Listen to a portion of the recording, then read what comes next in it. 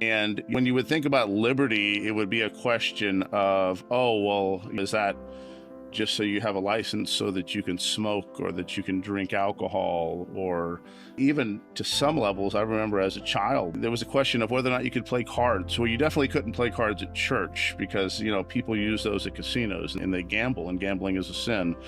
And so you're not being a good Christian witness by playing cards. And I know even at other times, there was a question at one point in my childhood whether or not you could go to movies at all, the cinema.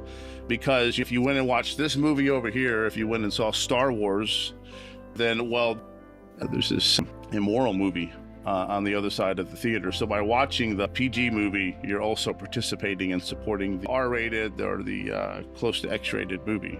And some of the rules they even had was, we had what was called blue laws over here, where you could only buy certain foods on Sundays, and you could buy bread, but you couldn't buy meat, or you could buy milk, and then you couldn't buy, and there'd be something else. When you read through the laws, they really didn't make a whole lot of sense. But the one that's really stuck to this point is there's a restriction on when you can buy alcohol on Sundays. But the church I grew up in, it was a struggle for some of the people there because the pastor that we had at the time really saw himself as standing on the forefront against the sinful influences in the culture. And if any store or if any restaurant was selling alcohol, then by eating in that restaurant, you were supporting drunkenness.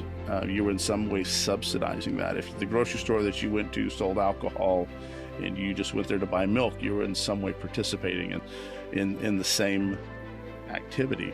And they just found that to be unrealistic, not a way that they could actually live out their lives. But furthermore, what I found to be interesting was that's not really what the confession deals with when it talks about Christian liberty. It begins in talking about the freedom that Christ has purchased for us from sin and the guilt of sin and the dominion of Satan and the binding of our conscience under the ceremonial law. And it does get to rules of men, but primarily it's dealing with this in the area of justification, which is not at all how it was dealt with as I grew up.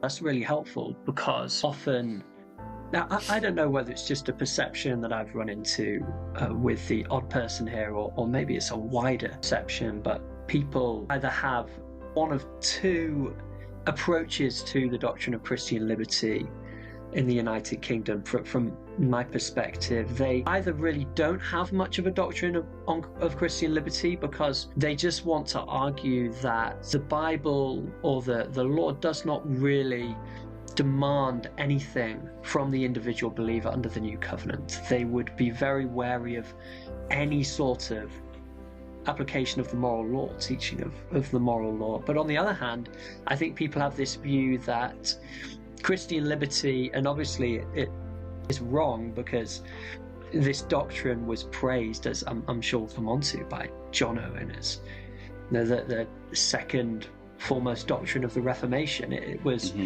loved by the Puritans, and it was a thoroughly Puritan doctrine. But I think there is a perception by some today, at least over here, that this doctrine is loved by Americans, by those who just want to sing and dance about their freedom, those Texans in the Lone Star State.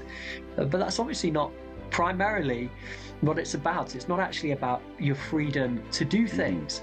It's primarily about the freedom that you've been given by Christ in the gospel.